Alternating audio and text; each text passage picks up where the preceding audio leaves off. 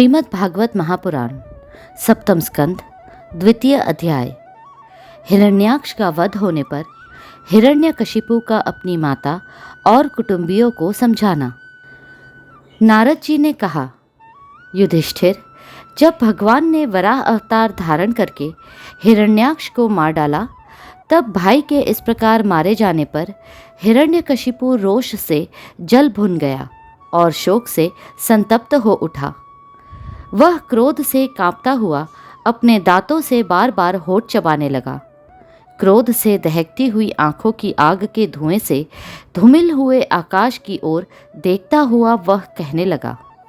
उस समय विकराल दाढ़ों, आग उगलने वाली उग्र दृष्टि और चढ़ी हुई भौहों के कारण उसका मुंह देखा न जाता था।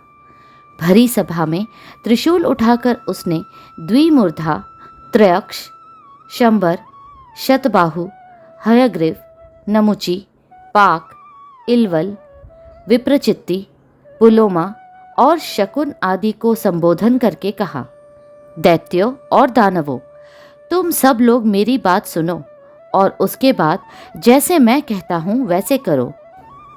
तुम्हें यह ज्ञात है कि मेरे क्षुद्र शत्रुओं ने मेरे परम प्यारे और हितैषी भाई को विष्णु से मरवा डाला है।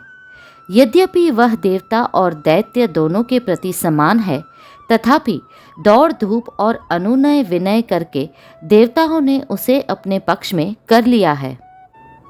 यह विष्णु पहले तो बड़ा शुद्ध और निष्पक्ष था, परंतु अब माया से वराह आदि रूप धारण करने लगा है और अपने स्वभाव से च्युत हो गया है। बच्चे की तरह जो उसकी सेवा करे उसी की ओर हो जाता है। उसका चित्त स्थिर नहीं है। अब मैं अपने इस शूल से उसका गला काट डालूंगा और उसके खून की धारा से अपने रुधिर प्रेमी भाई का तर्पण करूंगा। तब कहीं मेरे हृदय की पीड़ा शांत होगी। उस मायावी शत्रु के नष्ट होने पर, पेड़ की जड़ कट जाने पर डालियों की तरह सब देवता अपने आप सूख जाएंगे, क्योंकि उनका जीवन तो विष्णु ही है। इसलिए तुम लोग इसी समय पृथ्वी पर जाओ। आजकल वहाँ ब्राह्मण और क्षत्रियों की बहुत बढ़ती हो गई है। वहाँ जो लोग तपस्या, यज्ञ, स्वाध्याय, व्रत और दान आदि शुभ कर्म कर रहे हो, उन सबको मार डालो। विष्णु की जड़ है द्विजातियों का धर्म कर्म, क्योंकि यज्ञ और धर्म ही उसके स्वरूप है। देवता, ऋषि, पितर, समस्त प्राणी और धर्म का वही परम आश्रय है। जहाँ जहाँ ब्राह्मण, गाय, वेद, वर्णाश्रम और धर्म कर्म हो, उन उन देशों में तुम लोग जाओ, उन्हें जला दो, उजाड़ डालो। दैत्य तो स्वभाव से ही लोगों को सताकर सुखी होते हैं। दैत्यराज हिरण्यकशिपु की आज्ञा उन्होंने बड़े आदर से सिर झुकाकर स्वीकार की और उसी के अनुसार जनता का नाश करने लगे। उन्होंने नगर, गांव, गौओं के रहने का स्थान, बगीचे, खेत, टहलने के स्थान, ऋषियों के आश्रम, रत्न आदि के खाने, किसानों की बस्तियां, तराई के गांव, अहीरों की बस्तियां और व्यापार के केंद्र बड़े बड़े नगर जला डाले।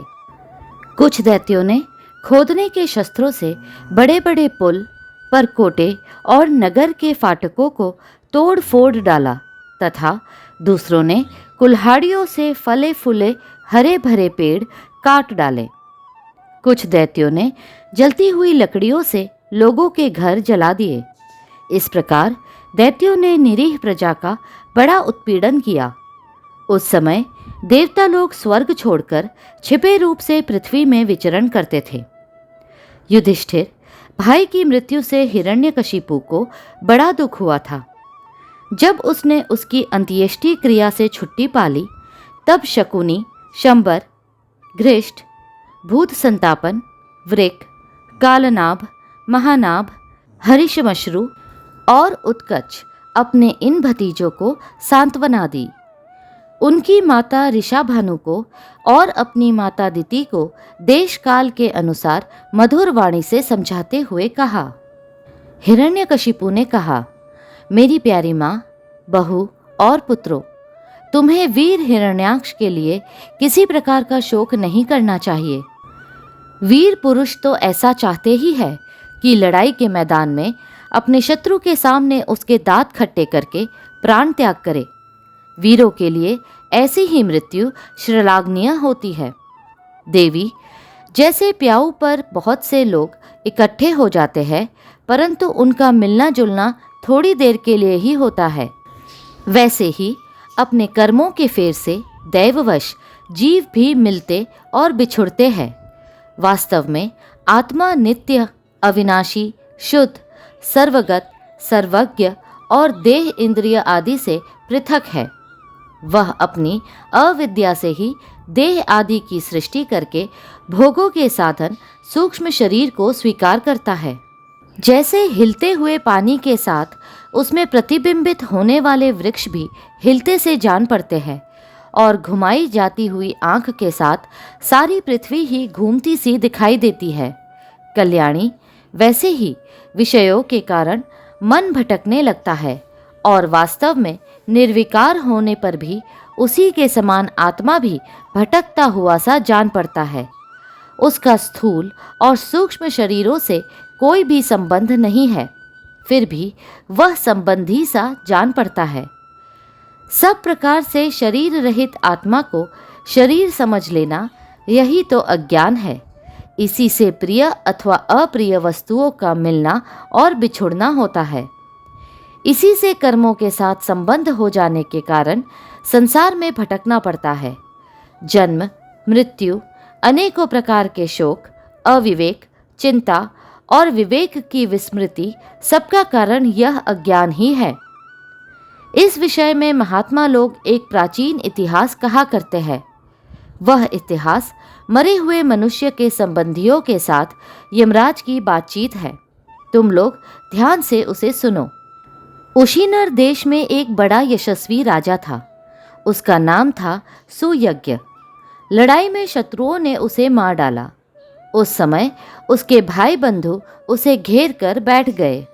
उसका जड़ाऊ कवच छिन्न भिन्न हो गया था। गहने और मालाएं तहस नहस हो गई थी। बाणों की मार से कलेजा फट गया था। शरीर खून से लथपथ था। बाल बिखर गए थे। आंखें धंस हो गई थी। क्रोध के मारे दांतों से उसके होठ दबे हुए थे। कमल के समान मुख धूल से ढक गया था। युद्ध में उसके शस्त्र और बाहें कट गई थी। रानियों को दैववश अपने पतिदेव उशीनर नरेश की यह दशा देखकर बड़ा दुख हुआ। वे, हाँ नाथ, हम अभागिनी तो बेमौत मारी गई, यों कहकर बार बार जोर से छाती पीटती हुई अपने स्वामी के चरणों के पास गिर पड़ी। वे जोर जोर से इतना रोने लगी कि उनके कुछ कुमकुम से मिलकर बहते हुए लाल लाल आंसुओं ने प्रीतम के पाद पद्म पखार दिए। उनके केश और गहने इधर उधर बिखर गए। वे करुण क्रंदन के साथ विलाप कर रही थी, जिसे सुनकर मनुष्यों के हृदय में शोक का संचार हो जाता था। हाय, विधाता बड़ा क्रूर है। स्वामिन, उसी ने आज आपको हमारी आंखों से ओझल कर दिया। पहले तो आप समस्त देशवासियों के जीवनदाता थे। आज उसी ने आपको ऐसा बना दिया कि आप हमारा शोक बढ़ा रहे हैं। पतिदेव, आप हमसे बड़ा प्रेम करते थे। हमारी थोड़ी सी सेवा को भी बड़ी करके मानते थे। हाय, अब आपके बिना हम कैसे रह सकेंगी। हम आपके चरणों की चेरी है। वीरवर, आप जहाँ जा रहे हैं वहीं चलने की हमें भी आज्ञा दीजिए। वे अपने पति की लाश पकड़कर इसी प्रकार विलाप करती रही। उस मुर्दे को वहाँ से दाह के लिए जाने देने की उनकी इच्छा नहीं होती थी। इतने में ही सूर्यास्त हो गया। उस समय उशीन राजा के संबंधियों ने जो विलाप किया था, उसे सुनकर वहाँ स्वयं यमराज बालक के वेश में आए और उन्होंने उन लोगों से कहा। यमराज बोले, बड़े आश्चर्य की बात है। ये लोग तो मुझसे सयाने हैं, बराबर लोगों का मरना जीना देखते हैं, फिर भी इतने मूढ़ हो रहे हैं। अरे, यह मनुष्य जहाँ से आया था वहीं चला गया। इन लोगों को भी एक न एक दिन वहीं जाना है। फिर झूठ मूठ ये लोग इतना शोक क्यों करते हैं?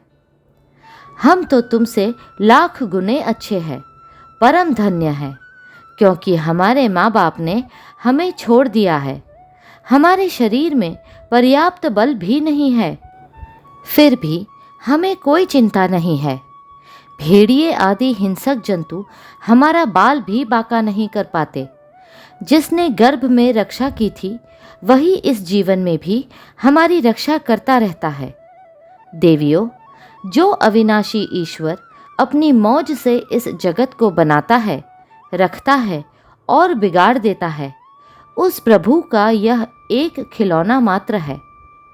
वह इस चराचर जगत को दंड या पुरस्कार देने में समर्थ है। भाग्य अनुकूल हो तो रास्ते में गिरी हुई वस्तु भी ज्यों की त्यों पड़ी रहती है, परंतु भाग्य के प्रतिकूल होने पर घर के भीतर तिजोरी में रखी हुई वस्तु भी खो जाती है। जीव बिना किसी सहारे के देव की दया दृष्टि से जंगल में भी बहुत दिनों तक जीवित रहता है, परंतु दैव के विपरीत होने पर घर में सुरक्षित रहने पर भी मर जाता है। रानियों, सभी प्राणियों की मृत्यु अपने पूर्व जन्मों की कर्म वासना के अनुसार समय पर होती है और उसी के अनुसार उनका जन्म भी होता है, परंतु आत्मा शरीर से अत्यंत भिन्न है, इसलिए वह उसमें रहने पर भी उसके जन्म मृत्यु आदि धर्मों से अछूता ही रहता है। जैसे मनुष्य अपने मकान को अपने से अलग और मिट्टी का समझता है, वैसे ही यह शरीर भी अलग और मिट्टी का है। मोहवश वह इसे अपना समझ बैठता है।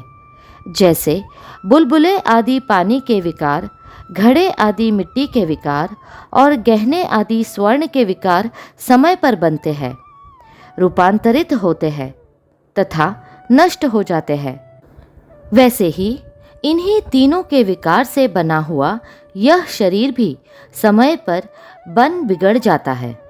जैसे काठ में रहने वाली व्यापक अग्नि स्पष्ट ही उससे अलग है, जैसे देह में रहने पर भी वायु का उससे कोई संबंध नहीं है, जैसे आकाश सब जगह एक सा रहने पर भी किसी के दोष गुण से लिप्त नहीं होता, वैसे ही समस्त देहेंद्रियों में रहने वाला और उनका आश्रय आत्मा भी उनसे अलग और निर्लिप्त है।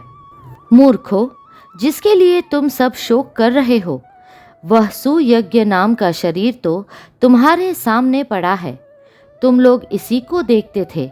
इसमें जो सुनने वाला और बोलने वाला था वह तो कभी किसी को नहीं दिखाई पड़ता था, फिर आज भी नहीं दिखाई दे रहा है, तो शोक क्यों? तुम्हारी यह मान्यता कि प्राण ही बोलने या सुनने वाला था सो निकल गया मूर्खतापूर्ण है, क्योंकि सुषुप्ति के समय प्राण तो रहता है, पर न वह बोलता है न सुनता है। शरीर में सब इंद्रियों की चेष्टा का हेतुभूत जो महाप्राण है, वह प्रधान होने पर भी बोलने या सुनने वाला नहीं है, क्योंकि वह जड़ है। देह और इंद्रियों के द्वारा सब पदार्थों का दृष्टा जो आत्मा है, वह शरीर और प्राण दोनों से पृथक है। यद्यपि वह परिच्छिन्न नहीं है, व्यापक है, फिर भी पंचभूत, इंद्रिय और मन से युक्त नीचे ऊंचे अर्थात देव, मनुष्य, पशु, पक्षी आदि शरीरों को ग्रहण करता और अपने विवेक बल से मुक्त भी हो जाता है। वास्तव में वह इन सबसे अलग है। जब तक वह 5 प्राण, 5 कर्मेंद्रिय, 5 ज्ञानेंद्रिय, बुद्धि और मन, इन 17 तत्वों से बने हुए लिंग शरीर से युक्त रहता है, तभी तक कर्मों से बंधा रहता है और इस बंधन के कारण ही माया से होने वाले मोह और क्लेश बराबर उसके पीछे पड़े रहते हैं। प्रकृति के गुणों और उनसे बनी हुई वस्तुओं को सत्य समझना अथवा कहना झूठ मूठ का दुराग्रह है। मनोरथ के समय की कल्पित और स्वप्न के समय की दिख पड़ने वाली वस्तुओं के समान इंद्रियों के द्वारा जो कुछ ग्रहण किया जाता है सब मिथ्या है। इसलिए शरीर और आत्मा का तत्व जानने वाले पुरुष न तो अनित्य शरीर के लिए शोक करते हैं और न नित्य आत्मा के लिए ही, परंतु ज्ञान की दृढ़ता न होने के कारण जो लोग शोक करते रहते हैं उनका स्वभाव बदलना बहुत कठिन है। किसी जंगल में एक बहेलिया रहता था। वह बहेलिया क्या था? विधाता ने मानो उसे पक्षियों के काल रूप में ही रच रखा था। जहाँ कहीं भी वह जाल फैला देता और ललचा कर चिड़ियों को फंसा लेता। एक दिन उसने कुलिंग पक्षी के एक जोड़े को चारा चुगते देखा। उनमें से उस बहेलिये ने मादा पक्षी को तो शीघ्र ही फंसा लिया। कालवश वह जाल के फंदों में फंस गई। नर पक्षी को अपनी मादा की विपत्ति को देखकर बड़ा दुख हुआ। वह बेचारा उसे छुड़ा तो सकता न था। स्नेह से उस बेचारी के लिए विलाप करने लगा। उसने कहा, यों तो विधाता सब कुछ कर सकता है, परंतु है वह बड़ा निर्दयी। यह मेरी सहचरी एक तो स्त्री है, दूसरे मुझ अभागे के लिए शोक करती हुई बड़ी दीनता से छटपटा रही है। इसे लेकर वह करेगा क्या? उसकी मौज हो तो मुझे ले जाए। इसके बिना मैं अपना यह अधूरा विधुर जीवन जो दीनता और दुख से भरा हुआ है लेकर क्या करूँगा? अभी मेरे अभागे बच्चों के पर भी नहीं जमे हैं। स्त्री के मर जाने पर उन मातृहीन बच्चों को मैं कैसे पालूंगा? ओह, घोंसले में वे अपनी माँ की बाट देख रहे होंगे। इस तरह वह पक्षी बहुत सा विलाप करने लगा। अपनी सहचरी के वियोग से वह आतुर हो रहा था। आंसुओं के मारे उसका गला रुंध गया था। तब तक काल की प्रेरणा से पास ही छिपे हुए उसी बहेलिये ने ऐसा बाण मारा कि वह भी वहीं पर लौट गया। मूर्ख रानियों, तुम्हारी भी यही दशा होने वाली है। तुम्हें अपनी मृत्यु तो दिखती नहीं और इसके लिए रो पीट रही हो। यदि तुम लोग 100 बरस तक इसी तरह शोकवश छाती पीटती रहो तो भी अब तुम इसे नहीं पा सकोगी। हिरण्यकशिपु ने कहा। उस छोटे से बालक की ऐसी ज्ञानपूर्ण बातें सुनकर सब के सब दंग रह गए। उशीनर नरेश के भाई बंधु और स्त्रियों ने यह बात समझ ली कि समस्त संसार और इसके सुख दुख अनित्य एवं मिथ्या है। यमराज यह उपाख्यान सुनाकर वहीं अंतर्धान हो गए। भाई बंधुओं ने भी सुयज्ञ की अंत्येष्टि क्रिया की। इसलिए तुम लोग भी अपने लिए या किसी दूसरे के लिए शोक मत करो। इस संसार में कौन अपना है और कौन अपने से भिन्न? क्या अपना है और क्या पराया? प्राणियों को अज्ञान के कारण ही यह अपने पराये का दुराग्रह हो रहा है। इस भेद बुद्धि का और कोई कारण नहीं है। नारद जी ने कहा, युधिष्ठिर, अपनी पुत्रवधू के साथ दिति ने हिरण्यकशिपु की यह बात सुनकर उसी क्षण पुत्र शोक का त्याग कर दिया और अपना चित्त परम तत्व स्वरूप परमात्मा में लगा दिया। अगला अध्याय शीघ्र ही साझा होगा। कृपया करके लाइक, सब्सक्राइब और शेयर करें। हरे कृष्णा कृष्णा कृष्णा